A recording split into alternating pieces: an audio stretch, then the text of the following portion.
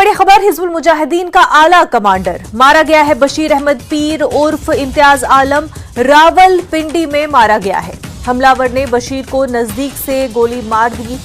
रावलपिंडी में दुकान के बाहर गोली मारी गई है। एक लिहाज से तो जिम्मेदारी सिक्योरिटी के तो बराह रास्त हमारे इदारों की बनती है, तो एक नाकामी तो है। उनका कसूर है कि वो अपनी एजेंसियों को, अपने सिक्योरिटी को इतना टाइट रखते कि किसी की जुर्रत ना पड़ती कि वो यहाँ पे कुछ करते। रॉ हमारे खिलाफ है और फिर जाहिर है कि बहुत पूरी कुव्वत से वो हमारे और एलानिया इसके खिलाफ है। ऐसी ऑर्गेनाइजेशंस हैं कि जो बैन भी हो चुकी हैं इसी हवाले से, टेरर फंडिंग के हवाले से। हम वैसे नहीं लड़ सकते, ये बात मैं आपको हकीकत बता रहा हूँ दोस्तों। अगर वसाइल की बात हो ना, हम भारत से लड़ नहीं सकते। 500 अरब डॉलर की इकॉनमी है, वो हमारे अकाउंट में 2.5 अरब डॉलर पड़ा हुआ है इस वक्त। हम एक हफ्ता नहीं लड़ सकते। ये कौन ये इनको सपोर्ट कर रहा है? टेरर को कहां से फंडिंग हो रही है? FATF की लिस्ट में आप ही थे, हम तो नहीं थे। वर्ल्ड के और दूसरे कंट्रीज नहीं थे। कहां से पूरी दुनिया टेरर के लिए किसको ब्लेम करती है? हमको तो कच्चा खा जाएगा। हमसे कई गुना बड़ा मुल्क है भाई, 1.5 अरब की आबादी है, दुनिया की सबसे बड़ी फौज है उसके पास तादाद के लिहाज से। डिफेंस बजट उनका 75 अरब डॉलर है, हमारे कुल असासे 2.5 अरब डॉलर के हैं। वो खा जाएगा। जय हिंद दोस्तों, very warm welcome to Hindustan special channel. Hizbul Mujahideen का लॉन्चिंग कमांडर बशीर अहमद पीर उर्फ इम्तियाज आलम सोमवार शाम पाकिस्तान के रावलपिंडी में मारा गया। एक हमलावर ने रावलपिंडी में एक दुकान के बाहर बेहद करीब से उस पर गोली चलाई, जिससे यह टॉप कमांडर वहीं ढेर हो गया। हिजबुल का यह कमांडर भारत में मोस्ट वांटेड सूची में शामिल था। यह आतंकी जम्मू कश्मीर में बहुत सारी आतंकी कार्रवाइयों के लिए जिम्मेदार था। पाकिस्तान हमेशा से ही आतंकवादियों के लिए सेफ हेवन माना जाता है। दुनिया के टॉप मोस्ट वांटेड आतंकी यहीं पाए जाते हैं। इसी पॉलिसीज की वजह से पाकिस्तान FATF की ग्रे लिस्ट में था। दरअसल आतंकवाद पाकिस्तान से ही पैदा हो रहा है। विश्व अब इस सच्चाई को भली भांति जान चुका है। पाकिस्तान की इसी इमेज के चलते आज सभी देश पाकिस्तान से किनारा कर चुके हैं। यहां तक कि पाकिस्तान का आयरन ब्रदर चीन भी UNSC में पाकिस्तान का साथ नहीं दे रहा। अब पाकिस्तानी मीडिया हिजबुल के टॉप कमांडर के पाकिस्तान में ही मारे जाने से सख्ते में है। अब मुझे एक सवाल का जवाब दें कि ये जो हम लोगों को टेररिस्ट कहते हैं, हम लोगों को दहशतगर्द कहते हैं, आतंकवादी कहते हैं हम लोगों को, ये तो शायद आपको नहीं लगता कि वो हमारे जो अदारे हैं या अदारों का ना कहा जाए, हुकूमत का कहा जाए, उनका कसूर है कि वो अपनी एजेंसियों को, अपने सिक्योरिटी को इतना टाइट रखते कि किसी की जुर्रत ना पड़ती कि वो यहाँ पे कुछ करते। बेसिकली हम लोगों के अपने ही मुल्क में ऐसे लोग बैठे हुए हैं। हम लोगों के मुल्क में ऐसे ही लोग, मीर जाफर कह लें जिनको, अब ऐसे मुल्क के साथ गद्दारी करते हैं जो हमारे कहीं ना कहीं। फिर आप ये भी बात माने ना कि हमारा अपना, यानी अगर वो हमारे में से तो फिर हम यही कहेंगे हमारा कसूर। हम लोगों में से ठीक होना तो जरूरी है। जो हम लोगों की जड़ों को खोखला कर रहे हैं पाकिस्तान की, वो हम लोगों में से ही है। इन लोगों को बेसिकली लगाम देना ज़रूरी है, इन लोगों को ठीक करना ज़रूरी है, फिर जाके हमारा मुल्क आगे जाके करेगा। तो इन लोगों को ठीक, अपने अंदर के लोगों को ठीक करेंगे हम, तो फिर जाके हम आगे तरक्की करेंगे। वैसे हम वैसे नहीं लड़ सकते, ये बात मैं आपको हकीकत बता रहा हूँ दोस्तों। अगर वसाइल की बात हो ना, हम भारत से लड़ नहीं सकते। 500 अरब डॉलर की इकॉनमी है, वो हमारे अकाउंट में 2.5 अरब डॉलर पड़ा हुआ है इस वक्त। हम एक हफ्ता नहीं लड़ सकते। हमारे सिर्फ एक चीज बचा के रखा हुआ है, अब वो एटम बॉम्ब। उसमें यह कि हम तो मरेंगे सनम, तुमको भी ले डूबेंगे। हम तो डूबेंगे सनम, तुमको भी ले डूबेंगे। अबे मारोगे, हम बटन दबा देंगे भाई, तुम भी जाओ, हम तो जाएंगे, तुम भी जाओगे भाई।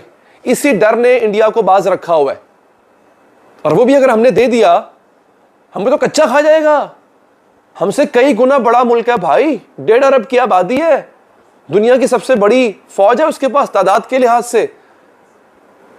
डिफेंस बजट उनका 75 अरब डॉलर है, हमारे कुल असासे 2.5 अरब डॉलर के हैं। वो खा जाएगा। ये कौन ये इनको सपोर्ट कर रहा है? कौन ये कर रहा है कि टेरर को कहां से फंडिंग हो रही है? FATF की लिस्ट में आप ही थे, हम तो नहीं थे। वर्ल्ड के और दूसरे कंट्रीज नहीं थे। कहां से पूरी दुनिया टेरर के लिए किसको ब्लेम करती है?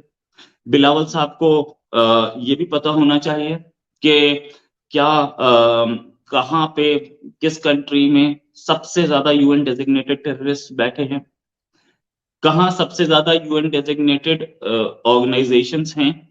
बिलावल साहब क्यों ये बार बार दुनिया को दिखाना चाहते हैं कि हमारे पास आतंक आ रहा है, टेरर आ रहा है और हमारे पास दहशतगर्दी आ रही है तो पूरी दुनिया चलेगी। क्या पूरी दुनिया के पास पहली बार दहशतगर्दी पहुंच रही? मुझे तो नहीं लगता। Vice Bilawal Bhutto trying to show कि कुछ प्रॉब्लम देखो, आप हमें नहीं संभालोगे, हमें नहीं बचाओगे तो आप भी मरोगे।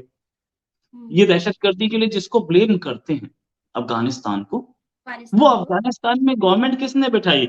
आप ही ने बैठाई, राइट।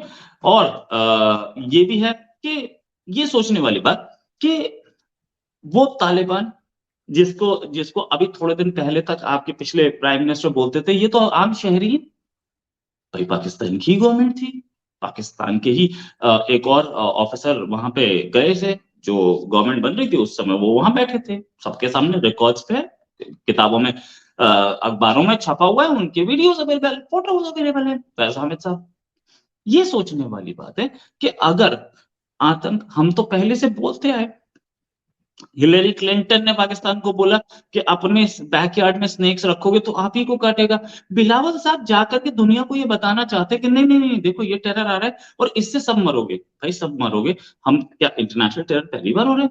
इससे पहले भी हुआ है, 9/11 अटैक हुआ था, हमारे मुंबई में अटैक हुआ था, लंदन में अटैक हुए हैं, फ्रांस में अटैक हुए हैं, तो तब तो चल रहा था, तब तो कोई प्रॉब्लम नहीं थी। आपके former prime minister Imran Khan बड़े इम्प्यूडेंटली वहां जाकर के बोल के आए थे यूएन में कि भाई हम आतंकी भेजते थे, हम टेररिस्ट भेजते थे कश्मीर में।